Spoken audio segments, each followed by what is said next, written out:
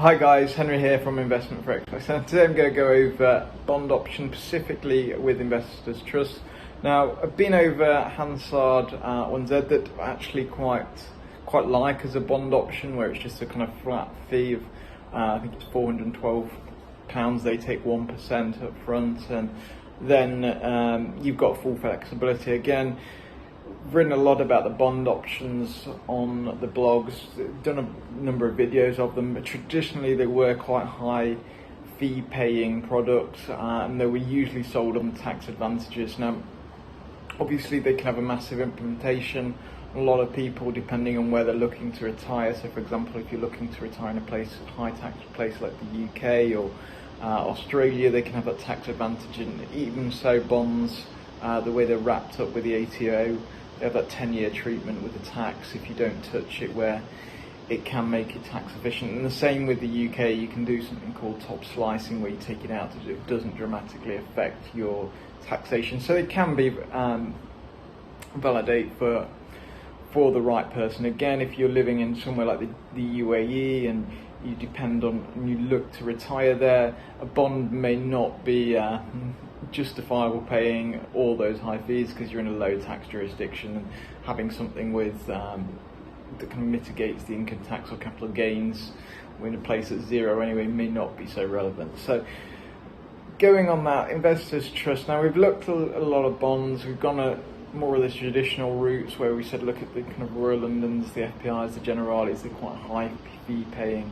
And the same with Investors Trust to a certain extent. So this particular bond, the Access Portfolio Plus, it's a 1% charge per year plus a £55 GDP or $90 a quarter fee as well. So for those that have over $250,000 to invest, looking to really mitigate the income tax, it's potentially an option. You have a reasonable fund option with it. It's got 2,000-3,000. You can take in and out whenever you need to, so it doesn't have that kind of establishment period and all these complex charges that a lot of bonds have, where you're stuck in for a certain amount of time. You've got full flexibility on it. The way it works is that it pays 0.5 to the platform, Investors Trust, and 0.5 to the advisor. So the advisor shouldn't be putting anything else on top of that as well. So if you were to factor in that, okay, it's got an advisor cost, it's got a platform cost, it's really not too bad of an option. The dealing costs are quite high. You've got $50 or £40 to deal. So again, it's not a dealing platform, but to just go in, to buy, to hold, and to use as a bond for the tax efficiency, it might be an option. So some of the downsides with it are that with ITA in general, it's Cayman based. It doesn't have the kind of solid jurisdiction that say an Isle of Man company does. It does have quite a number of assets under management, but it's not huge. I believe it's 2 billion, correct me if I'm wrong on that, the ITA group has under management.